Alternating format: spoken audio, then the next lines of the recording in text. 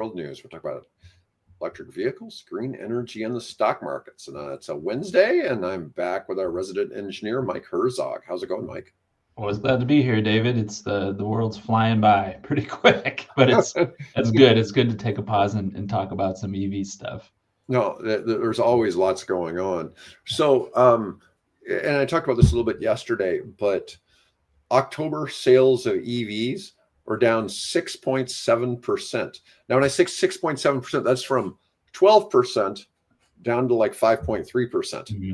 I mean, it was a big drop. Now, we all expected it to fall off a cliff, right? You know, you get rid of a $7,500 incentive, you know, and part of it was people were racing to get their deals closed in the prior month. 100%. And you and I have been talking about this for months now. I mean, it's what we expect. There has to be an impact from it. But now what happens? You know, does that number start to creep back up? Or are we going to see that bounce back over the next couple of months? Yeah. So, you know, I've already started seeing some deals creep back because the sub $25,000 EVs, because of the $4,000 tax credit, had disappeared. And there's starting to be some appear again. And while I'm not going to pull those up today, I have seen some back again below 10 grand and, you know, some other prices that are really surprising. Now, you're not going to get a Tesla for 10 grand, but if you do, you should probably question that. Yeah. But there are some out there for like 16, 17, stuff like that. You may still be able to find some a little cheaper if they had high miles, but I don't know if I would, you know, jump on that. Owen says heat pump sales are down 26% from the same month last month. They still have the tax credits. There's a lot of factors. Well, you know, there's some things that were going on this year in a lot of the contracting spaces that were smaller. There was some trends in like apartment construction and subdivision where, you know, there's definitely been a slowdown in real estate. And so I think some of that is probably tied to that because I've been reviewing numbers of companies for sale and I see where they all kind of took this hit in the last 12 months. But I've also seen that if we're looking at just like the last couple of months of revenue in that space, their numbers are picking up. So it's, you know, so I don't know. I wouldn't call it seasonal because it was definitely about a 1 year span there. And it's kind of like, I bet the heat pump sales are picking up again, but who knows? They may not be. 26%, that's a lot. That's a big drop. That's significant. Yeah. Especially since those have been, I mean, creeping up for a long, long time. I mean, with the incentives and everything like that. Yeah, I don't know if it's just broader construction environment or broader development environment or something. Well, interest rates had gone up, right? And as interest rates go up, it reduces your property values. So if I don't know how closely you monitor your house for property values, but they've been sliding backwards for the last year. Okay. So whereas you've been seeing significant spikes every few months, even here in Nebraska, they've slid backwards for the past year, depending on the price range. I mean, there's still, if you're really on the, you know, if you have a basic 3-bedroom house that was built in the 1950s or something like that, those ones still have pretty good value because, you know, they're on the lower end and they're not sliding back the same way. But if you're in a different new spot, construction, bigger, something built in the 2000s, you know, it's different.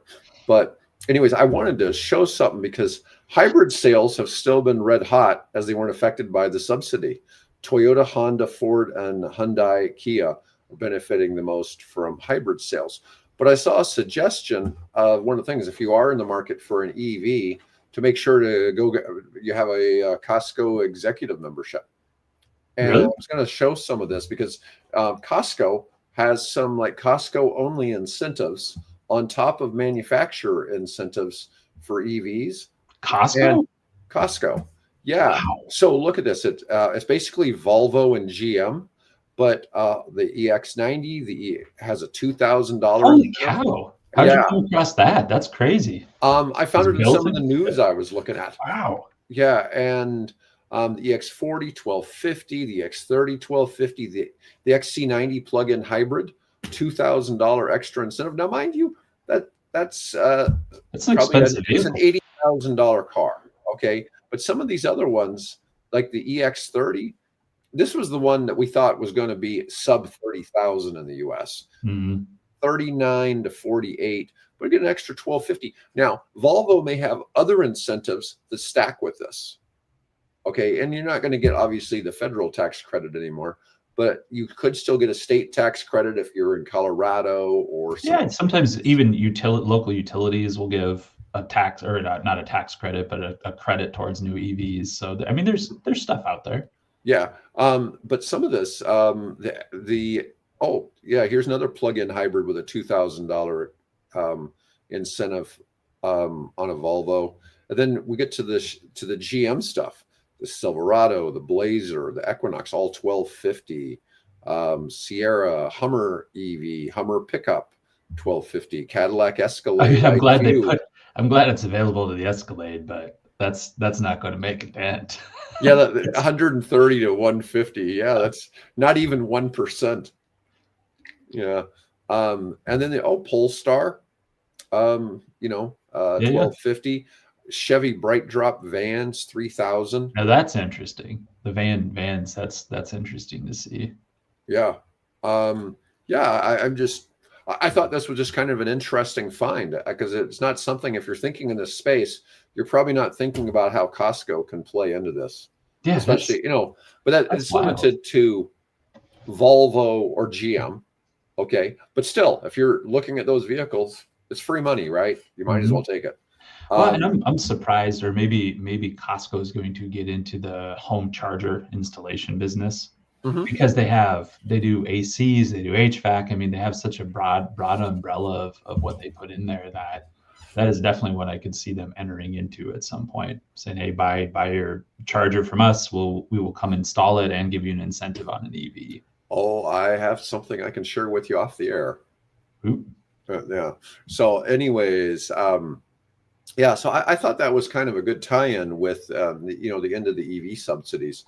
It's interesting because even Hyundai has been doing some stuff, like you could still get like $13,000 off of certain from Hyundai EVs. Yeah. So, and I don't know if that's a 24 model, a 25 model, sometimes they still have some stragglers there from last year, but we're at the end of this year. So there's already 26 models out, right? Yeah.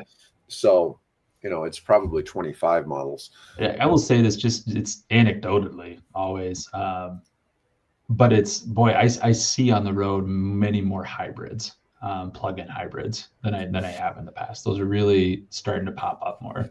I notice it in parking lots because electric cars have a different sound. Yeah. And I'll hear the sound, and I'll look, and it's like, oh, that's a hybrid. Yeah. I do the same thing. I look, and then you see the tailpipe. And hybrid. Yeah. Yeah. I mean, well, and you can look at the front end too. You can tell if it's still got a gas engine by how the front is designed.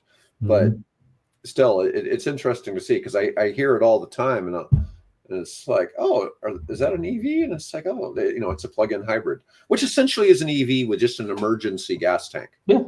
Really is all it is. But although some of them don't go very far. No, I mean, well, and that's I've heard. I wish I had numbers to back it up, but they lose mileage pretty quickly on the EV, where it's after a year or two, you're down, some of them 20 miles, on that full charge, and what it looks like, or down to about 20 miles, 20. You're always charging that to 100%, right? So you're putting wear and tear on that. Hybrid, and you're probably discharging it 0 to 100 all the time, instead of 20 to 80, which full EV you're supposed to be doing. Yeah, and that's probably why people have weird thoughts about batteries, because if somebody had a negative plug-in hybrid experience with the battery, it might deter them from wanting to buy a full EV, right? It absolutely would. It's one of those, like, even since I started getting my recurrent report, I mean, I was worried about mine. After 2 years, I felt like, gosh, I bet I lost 20 or 30 miles. Then saw the report. It's like, no, you didn't. You lost 5 miles, or something. You were well within the range of what you're supposed to be. Like, you were right in the middle of acceptable. I know on Teslas, it's normal to lose 1% every 13,000 miles, although it's not typically linear. Right. Yeah. So that you might lose 1% the first 5,000, the next 5,000. And then by the time you've hit about 50,000, you still only lost 3% or something like that. You're not losing much. But all right, so because of the falling off the cliff in EV sales, GM's laying off 1,200 workers in Detroit, 550 in Ohio, plus temporary layoffs of 850 in Ohio, 710 in Tennessee at Ultium battery plants. It's big numbers. Those are big numbers. Those don't sound good.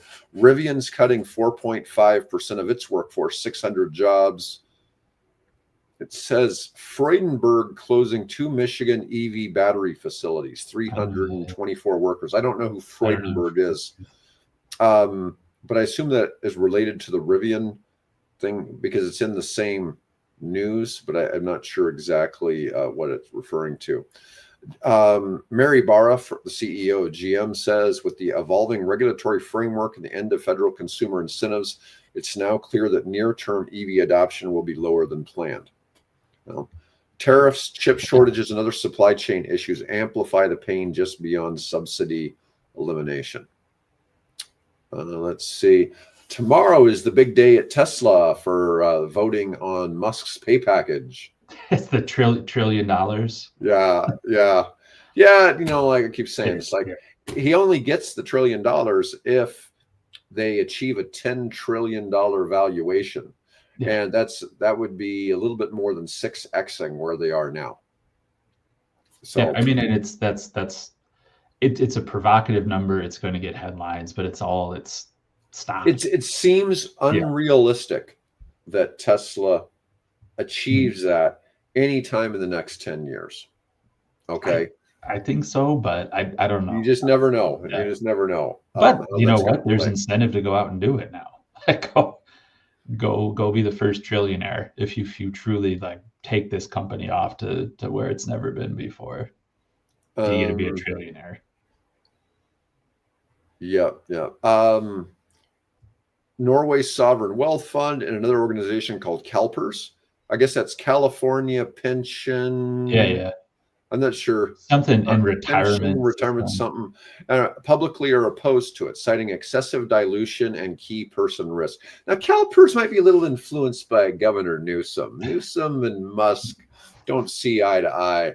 They're constantly trying to make fun of each other on social media. And, so Musk pulled up, headquarters of Tesla and moved them to Austin. Yeah.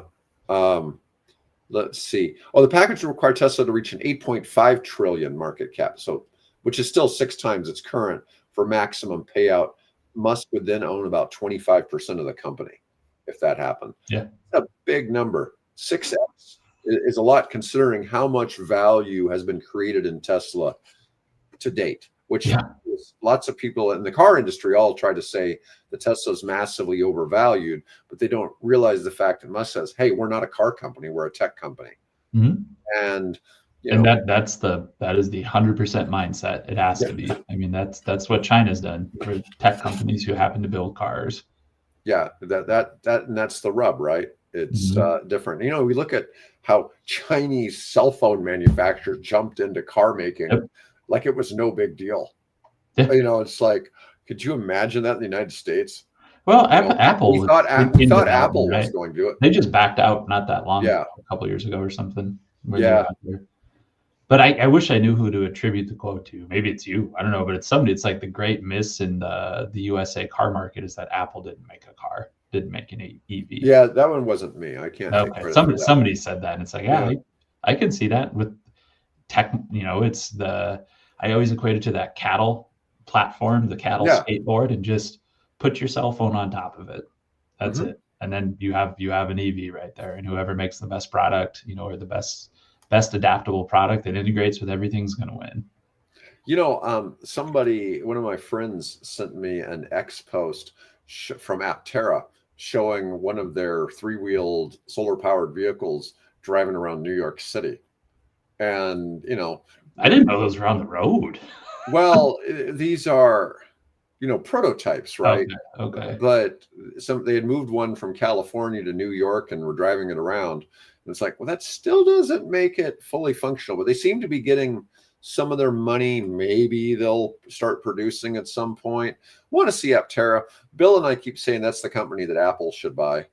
And then I get people all the time, oh, Apple or Aptera is going to make it. It's like, yeah, we want to see it. Look, trust me. I'm not trying to knock Aptera. They've got something unique that, you look at, it's going to be, they're definitely going to get more than 5 miles per kilowatt. Plus it's solar powered. If you may only have to charge that thing like once or twice a year, because it has a 400-mile battery based on the fact that it's a light 2-passenger, 3-wheel, inner city vehicle. This is an inner city vehicle to get around.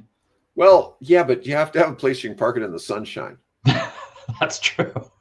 Yeah, so it's a challenging thing in that aspect, right? Yeah. But imagine, you live in Arizona, California. I mean, it's like Florida, international, like Caribbean islands, places like that. Good Lord, yeah, that's be sitting in the sunshine all the time. In fact, in the Caribbean, it might get so it's supposed to be able to charge 40 miles a day.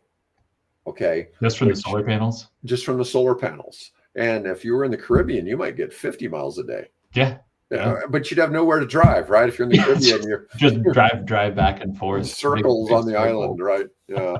Yeah. Or if you're in Hawaii, you could drive around the island, big circles around the highway.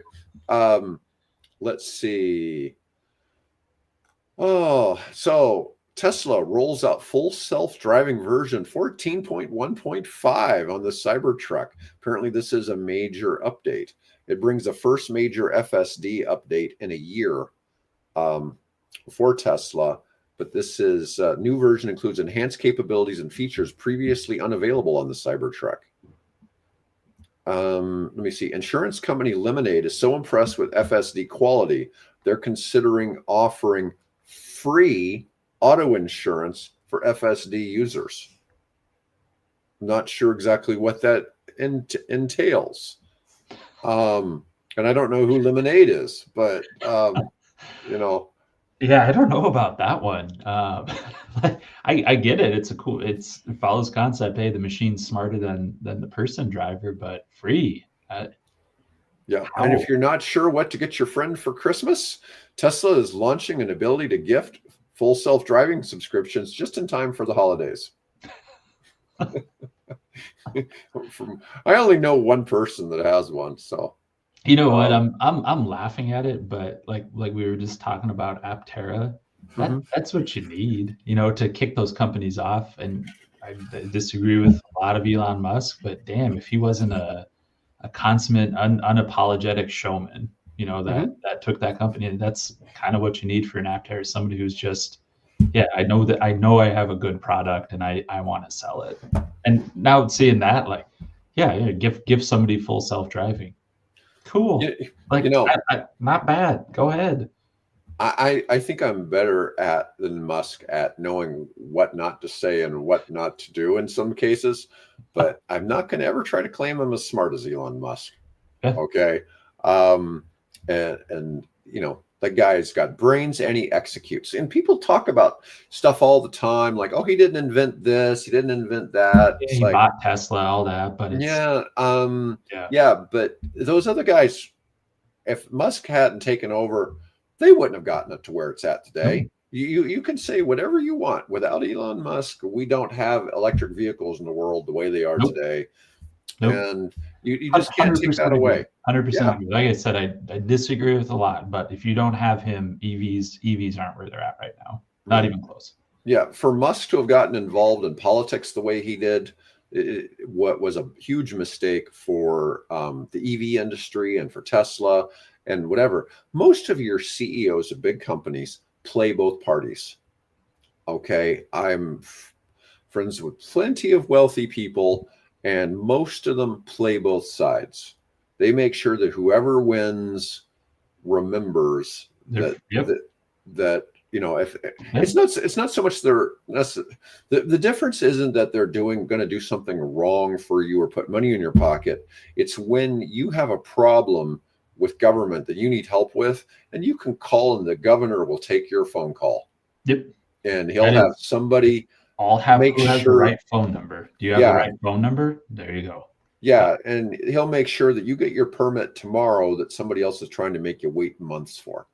Okay, that's where that influence helps that the rest of us don't get.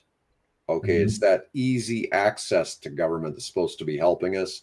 That's where the money really comes in. I mean, you know, I'm all for using the Nancy Pelosi stock tracker, you know, to help massively improve your personal gains in the stock market, because obviously she's outperformed Warren Buffett for years. Yeah. Oh no, I mean, that is one of those cases where no matter what party you're on, if there's smoke, there's fire there. There's 100% fire.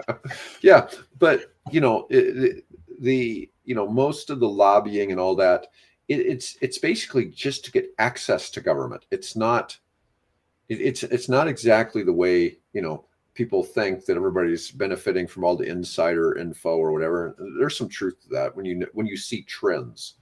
Okay, you see trends happening. And it's just like I talk about with EVs. I probably wouldn't do this show if I didn't see that it's obvious that EVs are going to take over.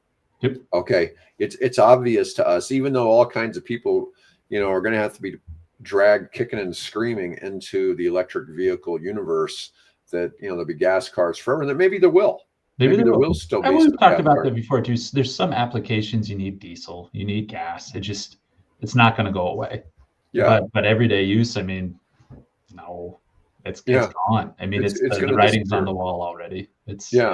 But it's interesting, you know, kind of to see trends, and, you know, by being privy to more information than everybody else, you start really seeing stuff. And it's just like the whole thing with getting involved in the nuclear industry. I thought it was a black hole, and all of a sudden it's like, oh my God, this is happening. Most people don't know this, you know, what's going on in the space. And we announced yesterday that Illinois has ended a 30-year nuclear moratorium. Now New York State is seeking 1 gigawatt of advanced reactors. Wow. The New York Power Authority just issued RFIs seeking communities and developers for at least 1 gigawatt of advanced nuclear capacity upstate, targeting construction start by 2033. Now, 2033 they could be thinking they're going to get a regular, you know, old style reactor. Big old cooling towers, traditional plant. Yeah. But I believe you could put SMR in there, you know, and put in 4 300s for a lot cheaper than you could go in and do the other. Although I look at the numbers they're doing in Canada for that one Westinghouse project they're doing with the Ontario government, where they're talking about $20 billion for 4 300 megawatts. So those are still light water reactors or whatever they are. They're Gen 3 reactors or Gen 3 plus.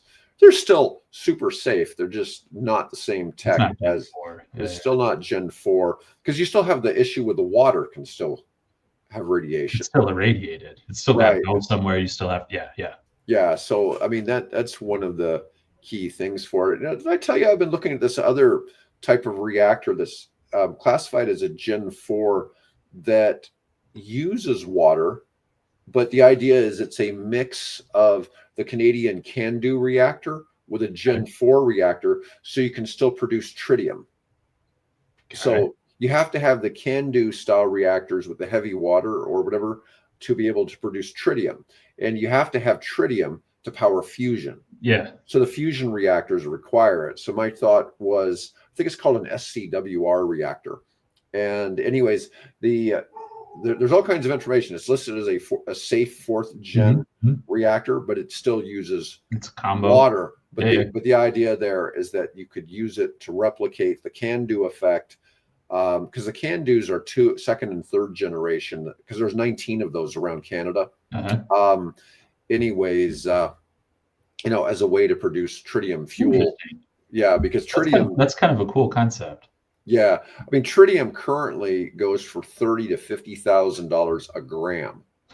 Okay, and I'm thinking that when tritium or when fusion becomes the real deal, it's going to at least be 10 times that, maybe more like $500,000 a gram. Yeah, when it has a use. Well, it's being used now. for testing, and there's all yeah. But I mean, the mass market, like this is supply chain. All of a sudden, the supply chain comes up. But anyways, so BYD posts second consecutive monthly sales drop despite record October volume. Now this is kind of wild. So this kind of goes back to what Owen was saying in the chat. So for some reason, BYD, which doesn't sell in the United States, so clearly isn't affected by U.S. politics. They actually had in October, they sold 441,000 vehicles, the highest monthly total for the year, but down 12% year over year. Year over year. Yeah. Second consecutive month of year over year sales decline signals cooling. This is for all of China. Have cooling in China's EV market despite BYD's dominance. BYD cut their sales target for 25 from 5.5 million to 4.6 million units amid market saturation returns. 4.6 million. Now, that's a combo of electric and plug-in hybrids. But I think almost 4 million of that 4.6 is full EV. Yeah. And the other 600,000 are plug-in hybrids. Yeah, that's crazy. So I'm trying to think back of all of these. In 12 months ago, October, just a spike in a month. And it was right before the election. So I wonder if people were front loading or the markets were going gangbusters before the election, anticipating a contraction. I don't know. But if we're starting to see a trend across all of these industries, like maybe was last October just through the roof. And so year over year, when you're looking back on that, you're not going to compete with that. Now, still with that decline, BYD remains the global EV sales leader in 25 with a 15.7% world market share. Wow. Yeah. But still, you look at that. That means that if they sold 4 million EVs, that means there's about 25 million EVs sold worldwide. That, a couple million a month across the world. It's really funny because people always just think, EVs are dying, whatever. And it's like, well, maybe it's slowed down a little bit. But it's usually a situation that for BYD, they actually went down in numbers. But usually it's simply a situation where the growth has slowed down. It's the second derivative. Like your rate of change is decreasing, but you're still increasing overall. Yeah. All right. Formula E, which is electric racing, has got a new 800 horsepower car for racing, which in the greater scheme of EVs, 800 doesn't sound. No, I mean much. You can get that and go buy a nice Tesla, soup it up a little bit. Yeah. Yeah, I got something for I'm starting to get ads now for a Chevy Blazer SS EV with 615 horsepower. Yeah, off the lot, 615 horsepower. Yeah. Let's see. Yeah, for like $60,000, something like that. It's like, oh, that's kind of nice. I'm just saying, it's just funny to think about because the horsepower. If you love horsepower, EVs bring it. They bring the horsepower and 100% American energy. Yeah, there you go. There's no fear that you're spending money on foreign governments when you're putting electricity in that EV. Our big fear is where we're at Nebraska, we buy coal from Wyoming. So let's keep it in our state. But yeah. There you go. No, all right. That's cool. I mean, this is cool, but the 615 horsepower Chevy Blazer off the lot. That's one. Geez Louise. Yeah. No, this appears to be a single passenger vehicle, but it looks kind of like the Batmobile from this screen. this look, right? You see Batman. You're being optimistic. I'm pessimistic. I thought, God, that looks like a go-kart. Real fast go-kart. Yeah. Okay, there you go. That's a better shot. Yeah. Yeah, I totally see Batman driving this. Yeah, there you go. Oh, let's see. View photos. Oh, let's see what we get here. Oh, there's a blurry shot. Just a blur. It's just going so fast. You can't even get a picture of it. It's wild. Let's see.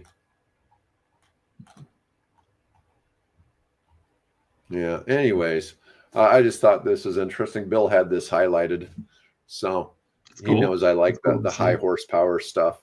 Yeah. Apparently, you probably can't buy that, but still, it's still kind of funny to see. It Formula E's Gen 4 car nearly doubles the Gen 3 output with up to 800 horsepower, debuting in 26-27 season. Faster acceleration, improved regenerative braking, recovering nearly 50% of race energy somehow. Wow. And enhanced aerodynamics. Can recharge 10% of battery in 30 seconds via ultra fast pit stops. Could you imagine? It's like you're pulling in the race and the driver gets out, he eats lunch, and gets back in the car, goes to the bathroom. Get back in. Yeah, always waiting for the car to recharge. Early testers calling it a beast, seen as make or break moment for Formula E to rival traditional racing and showcase cutting edge EV tech. See, to me, battery swap. That'd be it. The crew's there with the new battery, running in there and swapping out the battery. It's like a pit stop. It's just like a pit stop, except changing the tires, change your battery at the same time. Yeah.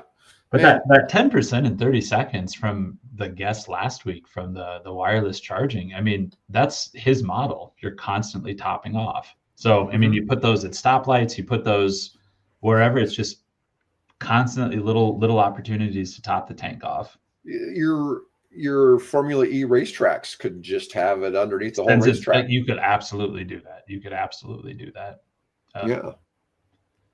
Yeah, it's kind of an interesting thought, isn't it? Mm-hmm. I wonder what that power draw would look like. Running all those cars at on race day, everybody else turn your ACs off and your lights. You got 20 cars racing. They're maxing out that power draw. Yeah, God knows. That'd be healthy. All right. Zero Motorcycles launches the LS1 electric scooter, first overseas manufacturing.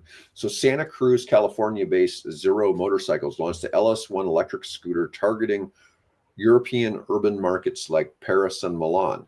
Features removable battery and belt drive. First product from new partnership with China's Zongshen, marking Zero's first overseas manufacturing collaborations. Part of a push to offer affordable EVs under $10,000 for commuters and fleet operators.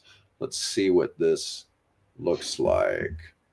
Yeah, you know what? Under $10,000 doesn't really sound that impressive to me for a two-wheeler. Yeah. I mean, they're nice looking, but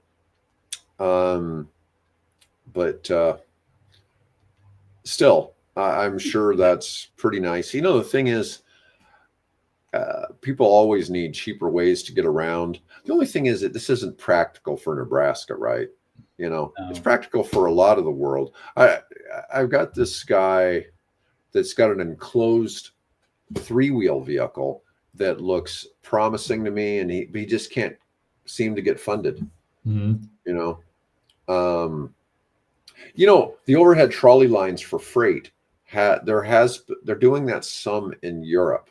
But I think they're doing it for buses. I'm not sure that it's for freight, but I've seen some of that where they're trying to just have you going along and touching the lines as you're going down the highway. And it was one of those things where you could drive the vehicle on or off that highway and I guess deploy something. Oh, gotcha. So you didn't have to rely on it, but it's when it was available. You could be charging as you're going down the road. Yeah, so there has been some work on that in Europe, not in the United States. I'm not in love with that idea. I still think, you'll hear me say this plenty of times. I think battery swap for big trucks is the ultimate solution. Mm-hmm. That way the batteries are constantly charging. You're not waiting for it to charge. To me, it just makes a lot of sense. It just makes more sense. It's fixed. You have fixed routes. You know where you're going. You know what you're doing. Those applications. I like the wireless idea and all that. And I see where that could win in certain situations, and certainly for the parking, right? But I think when you're talking something that's got 500 or what is it? 500 kilowatts or whatever batteries. It's just a lot to charge. And I don't know. It's a lot of power draw, but you're going to have the power draw regardless on the battery thing. You're pulling the same amount. It's just, can you spread it out? Can you? Yeah. And how do you change some of that? And it could be a combo too. It could be there's an optimization algorithm in there somewhere where, yeah, that last 100 kilowatts we have to swap out. It just doesn't make sense for us to charge it. But the first 100 or first 200, sure, like slow charge it, put it, do whatever. But those last bits, you have to swap.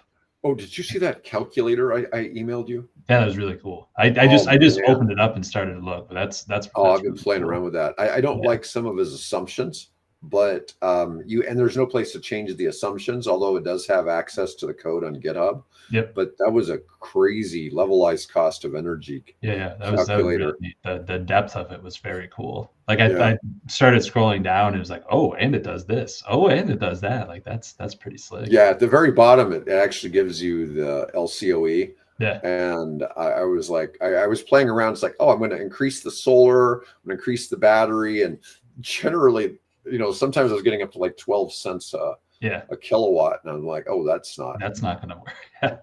Yeah. But that was designed as basically doing off-grid AI data centers was how you could supply. But it was a combination of gas turbines, solar, and battery storage. Yeah, and so you could keep it running 24 hours a day off grid. Yeah, and it's cool. It's really cool. I'm gonna play around with that later. Yeah, I figured that'd be useful to you. Yeah. Anyways, I need to get that on my phone. Oh, quick! Wait, let's do a quick LCOE calculation here. Quick calc on that. See how that looks. Yeah. But anyways. Hey David, I do have to take off. It's a little bit afternoon here, but I gotta head out of town for a sales meeting. But yeah, we've covered all of our important topics. If you want to go ahead and drop off, I'll finish. You got a couple more. All right. Thanks everybody. Yeah. Have a great day. Thanks, Mike. See you later. I'll see you tomorrow morning. Thank you. Okay. All right. See you. All right. So anyways, next topic I've got here. I'll continue just a couple more minutes, Owen. U.S. public support for nuclear hits 58% despite or amid clean energy push. 21% of Americans are strongly supportive of nuclear. What's unique is this is probably one of the only things that Democrats and Republicans seem to agree on in the U.S. government is the need for nuclear power. Driven by AI data center electricity demands and need for reliable, clean baseload power. Obviously, tech companies like Microsoft or Google are investing heavily in nuclear to meet climate goals while securing dedicated power supplies. Raising equity questions. Wealthy firms securing clean power where broader grid decarbonization lags, creating a two-tiered energy system. And I'm not sure I agree with the idea of it being a two-tiered energy system, because one of the things is the AI has so much demand for power. And these companies are paying to have these facilities opened up with nuclear. They're putting money into the research and development. They should benefit from it. And it's not making your energy costs as a consumer go up, although the AI data centers will. I don't know how like Virginia's elections played out yesterday, but that was what the biggest topic between the two parties. They had 100 people running for re-election for the Virginia Commonwealth House of Representatives. I'm not sure exactly what they call it, but anyways, that was one of the big topics: clean energy versus oil. Because Virginia has 15% of the world's data centers, or world's data center power usage is in Virginia alone. Anyways, all right, folks. Well, that was my last article. Anyways. Appreciate everybody watching. Great numbers today. The Dems won big in Virginia. I know they won the governor. I didn't know about the rest of it. So anyways, we'll see. If the Dems won, that may help me out on something else, which might be beneficial. Anyways, all right. Well, guys, thanks again for watching. There'll be no show Friday this week. I'll be back on. I'll be in Arizona. Oh, and you're in Arizona. I'm going to be in Arizona for the weekend. Anyways, we'll be back with Bill on Tuesday. Anyways, everybody have a great day, and thanks again for watching.